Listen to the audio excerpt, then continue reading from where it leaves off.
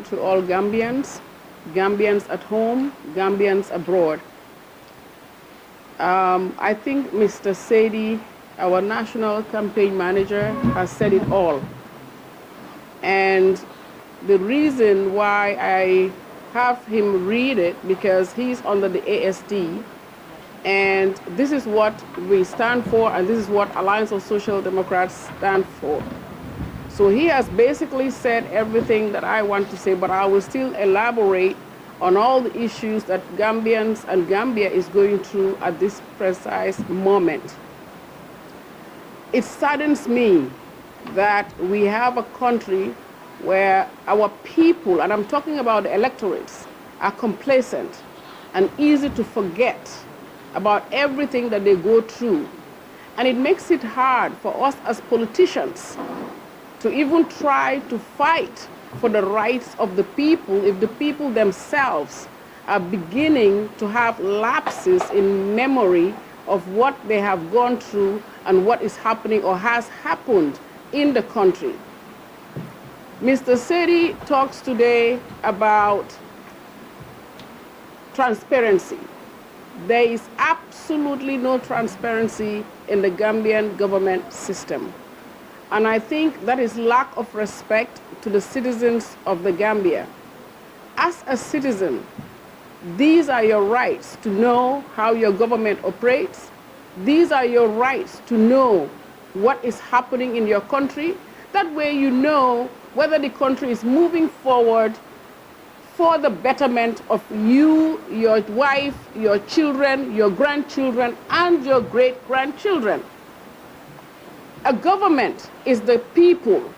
That means you, the people, are the government. The people that are in the government, these are the executives. Basically, we as a government have selected people who are the executives to represent us.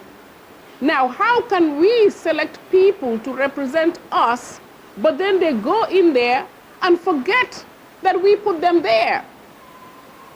And this is exactly what is happening in the Gambia today. That is why we are at a pivotal point right now where we are asking ourselves, oh, is the president stepping down or is he not stepping down? We don't know as citizens because everything is kept in the dark. Tey bu fekkee ne dañoo wax ci gor nit ki da nga am gor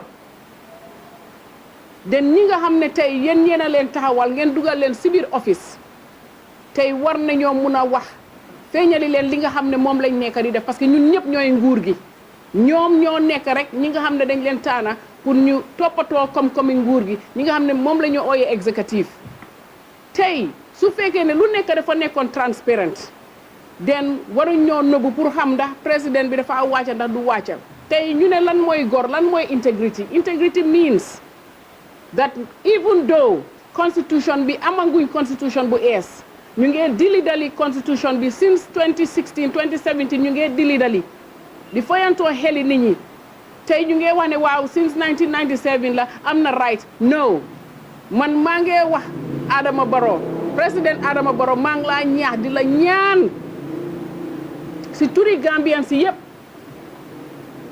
ne nga consider for the sake of morale and integrity nga wàcc ci jàmm nga wàcc ci jàmm Gambian si mun a xam sax fi ñoo jëm ak fi ñoo féetee nga am respect sa famille am respect sa doom yi am respect parce que Gambian bi du téye dara si xolam Gambian bi su gisee ne defal nga ko dara day fàtte sax métit comme que Gambians ñoo mun a toog tey di wane na Yahya Jammeh ñëw just to show you how Gambians are seen xol bi dara nekku fa waaye bul jël advantage ne because Gambians yi they are docile dañ mun a fàtte wala dañoo wax rek bu yàggee ñu bàyyi nga ne léegi da ngaa toog continuer because sa party members yi ñoo la wax nga continuer parce que parti bi dafa young. I am very disappointed, Mr. President. parce que yow tey dafa mel ni yow tey sa party members yi boo nekkutee nguur they're not standing for you. You have to read in between the lines, Mr. President. If you read in between the lines of what they're telling you, they're basically telling you that when you are not a president, they're not going to stand with you. They're only there with you to strengthen your party, which they're lying to you. And I say it again, they're lying to you so that they can feed off of you like vultures. But they're not there for you. They're not there for the people of the Gambia. At the end of the day, they will turn around and say that, Mr. President, they did more bugon, ñun defuñ dara. We have seen that in the time of Jawara. People were blaming Sir Dawda Jawara. People were saying that Sir Dawda Jawara stole this, stole that, only for Gambians to realize that Sir Dawda did not take anything. He was a modest man. It was the people around him that were manipulative. The same with President Yahya Jammeh. Even though all the atrocities that he caused, I'm not going to minus that from what he did, but today, if he would come to justice, let us hear what he will say. Let us hear what he will confess to. Because Gambians, there's an attitude and there's a habit in the Gambia. They never take responsibility of their actions. Take decision being a make ni. Bo waro na wacha. Dañoo ne du ñoom ñoo la ko wax. Yow yaa ko decidal sa bopa. So continue is the same thing. And when you continue and you fail, and Gambians don't vote for you, Mr. President, mark my words, you would have regret, or you would regret to have listened to them. Gambians are angry. Gambians are angry.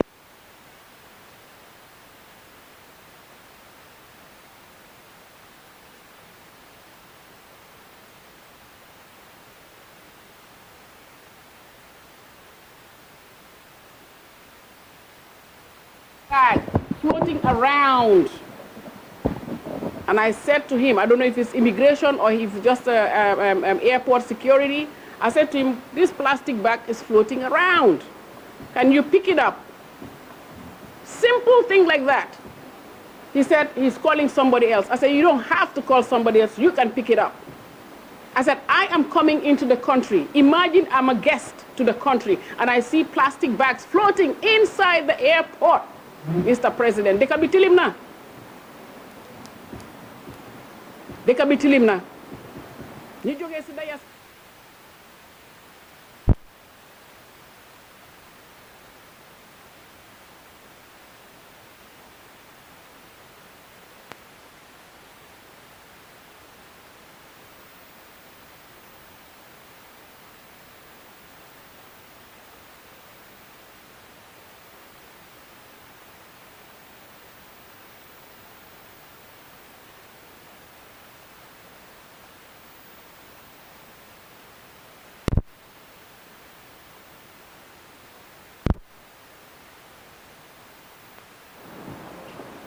We want to stop that. I, Marie Sock, as an independent candidate, buma yalla maye nguur te nga def li la war, man duma la exile, because doomi réew mi nga mun nga tok fi. Waye nak suñ xaliss bi fum dugga dinañ ko mura xam. Te yomba na bu fekkee na yow defuloo dara. It's very simple. And there is life after the presidency. Tay presidents yu bari in West Africa, they have so much to do. They're going out to other countries, mediate. There's so much chaos in Africa because right now Africa is here at Westby and Africa has to liberate itself. So we don't need distractions, Mr. President. We don't need distractions because we have a bigger fight to fight as Africans. For Africa to come, look at Burkina Faso. They are flying. You look at Senegal, our neighbor. Mr. President, it is an embarrassment right now to say I am a Gambian. Why? Because fii lañ suul suma njubax bi moo tax ma mun a taxaw ma ne man Gambian laa. Because I'm proud to be born in this country. No European country made me. No American country made me. maa ngi laa ñaax ci turi doomi Gambians ak Gambians at large nga teg ñi la advice fale te nga def li nga xam ne tey mun ngaa doxantu biir Gambia te kenn du la wax dara dinañ la respect sax man loolu laa am pour wax la Mr. President léegi di waxtaan nag ak askan gi askani Gambia Gambia tollu na foo xam ne caaxaan passé na fii amut kii jigéen la kii góor la kii lii la seet leen ki nga xam ne moo leen doy ngeen taxaw ngeen jóg ñun liñ def 2016 moo raw li Senegal def ci seen élection bi bu lañ ko tuutil what we did in 2016 was greater than any country what they did but we the Gambians we are not proud of ourselves. We think we don't do great things. Gambians do the greatest things but minimize it to nothing. We did something that no one did. No bloodshed spilled in the Gambia in 2016. And we did what we did. And we can do it again.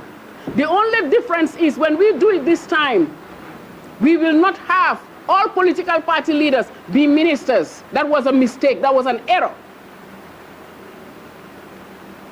I am against political party system in the Gambia.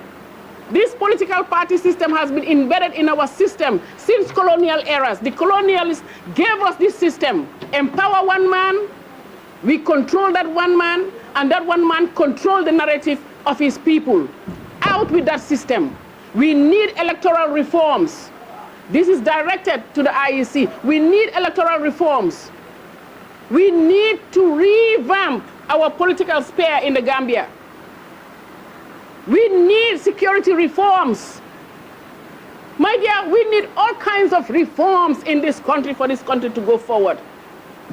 My fellow Gambians, don't be complacent. Don't be relaxed. Joglen, li soñ dëkk la du pour yéen su fekkee ne mag ngeen pour xale yi la pour ndaw yi la dem leen si embassy bi dem leen fi nga xam ne tey ñu ngi waxee ne xale na ñëpp dem sign pour dem Spain seen yaram dina daw over 1000 youth suñ góor yi 1000 wanting to go to Spain to do what? To go and pick oranges. Can you imagine? tubaab yi sax dañoo ree pour ñu dem Europe pour for mango pour for orange waaye ñu mun nañu am opportunité bu gën a baax loolu fii si biir seen dëkk mun nañu am opportunité bu gën a tane boobu seen dëkk te mun nañ fee taka jabar mun nañ fee nekk kilifa seen biir dëkk waaye ñoom ñëpp because of coono bi fi nekk ñu ngi bugg a daw pour dem fori orange lii dafa daw yaram dafa ruslu tey dëkki Afrique yëpp a ngi xeex pour taxaw from North Africa to South Africa ñëpp a ngi xeex pour Gambia pour Africa libérate boppam ñun Gambia ñu ngi daw ba tey si nit ku weex ki ñun Gambia ñu ngi daw ba tey si der bu weex bi ah luñ soxla ñu dem si der bu weex bi di ñaan we are beggars. How are they going to treat our citizens? Even need them pour forestolans. Go and see how they will maltreat Gambians. How many calls do I get from Turkey? Our people in Turkey being maltreated. How many calls do I get from Mauritania? How many political leaders can say the same? Ñëpp ak ma call because one jigéen la yaay la I can only do so much. maa ngi ñaax askani Gambia ngeen jógal seen njaboot yi ngeen jógal seen doom yi Mr. President yaa ngi am njaboot loo yàgga si nguur benn bés di nga wàcca te bés booy wàcca billahi ah mun na am ma nekk fi wala duma fi nekk waaye kaay jël nguur dina la exile li ma laa ñaan nag nga xoolaat sa boppa xoolaat sa surrounding xoolaat ñi la wër te déglul nit ñi parce que nit yaa la fa teg déglul askan bi askan baa la fa teg parce que tey askan boobu moo laa save askan boobu moo laa sowe boo génnee aka ñoo am yërmande waaye ñii la wër xam nañ lu tax ñu ne la nga toog te political party am na political parties yu bari yu fi nekk nekkuñ si nguur but they are strong without being inside a system yow tey bu fekkee ne xel am na dangaa génna nga sanca sa parti bi di oo nit ñi ñëw xëj na ni nga wàccee sax teel a wàcce dina tax sa parti bi gën a strong because ñu bare dinañ la xalaataat la te dinañ bokki because amuñ fenn fuñ dem because it's a young party waaye bul jël nguur ne pour nga dëgëral déedéet ñoom dañ la ko wax pour dëgëral seen poos am nañu dugga barka démba sa biir government seen poos yi feesaanguñ amuñ fa sa at they need to develop dañ am pour am koola comme ñeneen yi so they will tell you anything to make you ride another 5 years. But Mr. President, another 5 years from 2026 is a long time, and a lot can happen. You are pushing the Gambians where it is not necessary to push them. Wallahi, you are pushing the Gambians where it's not necessary to push them. Because nit ki lum su hiifee ba hiif ba romba dafa am point booy romba si hiif li moo def sa du ànd ak sagoom gis nañ ko Sénégal de ba Macky Sall toogee bañ ne du dem ba di create problème yàlla wàcca na parce que yàlla foog mu dégg doomi Adama te booy julli di ñaan di julli 5 times a day di ñaan yàlla borom bi yàlla may la nguur teg la fa bon war ngaa déglu yàlla war ngaa tooga yàlla ne ko Papa God o nga ne ko Allah ya Allah give me direction te direction bi mu laa jox mooy sa integrity mooy lan sa two term even su nekkul si constitution Gambian si naw la Gambian si taacul la Gambian si xam ne macha allah def na liggéeyam bu fekkee ne bëgga ngaa dugaat si nguur am nga opportunity dajale nga xaalis ba bari am nga opportunity toogaat an other time maybe in the next 10 years or so boo gisee ne ka fa toog nekkul di liggéey nga dawaat wala keneen sa biir parti taxawaat a political party dafa yàgga lii moo tax ma ne no to political parties anymore in the Gambia dañ soona political party bu dugga sa boppa ngaa seet sa nit ñi ngay seet doo seetati anybody outside the government sa congress bi nga def there was hardly any civilian there your congress was full of the government officials ndax loolu jar na ndax loolu correct na all your government officials they are all NPP. They're all NPP. That alone, Mr. President, is wrong. That alone, Mr. President, is wrong. Politicians have talked and talked. I think they're just tired. I think they're just giving up. Right now, ñëpp a ngi give up. Bul seet ne ñëpp a ngi laa bokk si, they're coming and you're scoring political points. Separate politics and government. Politics is politics. This is why we have a movement, because we don't want to repeat this same nonsense. Going into office with political party is an independent candidate that will have people from different backgrounds and religion working to serve our Gambia, working together as team to save the Gambia. Because this political party, all it has brought to Gambians is grievance. It's always one sector. Right now, it's at its worst, Mr. President. Over 1,000 young Gambians going. Di leen wax ne di massa nag Gambians yi waaye di leen massa wi si kaw ne ngeen jóg takka seen liggéey na yaay yëpp jóg takka seen liggéey parce que seen doom yaa sonna tey di nga am doom 35 years old ngay ko jox ba tey handout yow yaay ji instead of moom mu dem liggéey ñëw may la tey yow yaay ji yaay def loolu. It's sad. Di wax loolu tegee boor suñ former président Yahya Jammeh tamit jóg joxe kaddu waaye li ma am pour wax si kaddu boobu comme niñ wax jaruta tontu jaruta tontu waaye in a way jar naa tontu politically. Mr. President bu Ba Ousseynou ne kii nga génn nga wax bu Essa Fall ne kii nga génn nga wax yaa ngi politique 24/7, but we have a national issue.